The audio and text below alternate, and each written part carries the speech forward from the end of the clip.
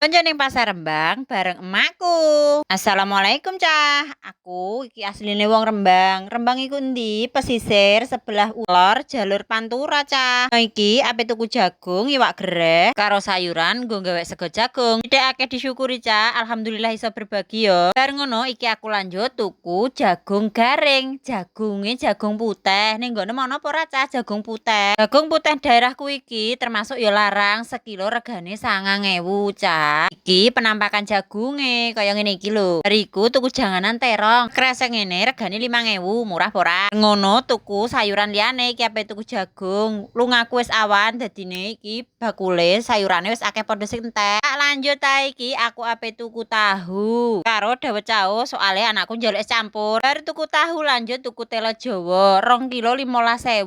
Menurut tem larang apa murah? Nek telo tapake sekilo 5.000. Bar blonjo ke pasar lah kok dipajeki anake. Ceritane iki mang ape njaluk ayam warna-warni. Tapi aku gak oleh, Cah, soale usum udan biasane ayam warna-warni iku nek usum udan gopo. Lah kok malah njaluk iwak hias. Jare ape tuku iwak cupang. Wis sakarepmu nak, sing penting kowe seneng. Wis entuk iwak hias sing dikarepno. Ayo langsung let's go ape wayahe mulai hae. Wis rada awan, cuacane iki kok alhamdulillah cerah. Wis langsung tak starter ae motorku. Ayo mulai. Ndelalah tekan dalan iki emakku ape ngajak mampir tuku bibit terong karo bibit lombok ape ditandur ning ngarep omah. Ujug-ujug wis teko nggone nggon sing adol aneka pembibitan. Nek nyawang ijo-ijo kok ya seneng. Ana bibit kates, lombok jempling, terus ana lombok gede utawa lombok abang ijo. Urung puas aku ndelok bibit lombok, aku langsung mlaku-mlaku tak ubengi ae tempat pembibitan iki. Tak ingeti kok ana bibit liyane, iki tak delok ae ternyata iki bibit kembang kol, Cah. Ana bibit lombok setan barang nanging sik cilik-cilik. Iki akhire makku tuku bibit terong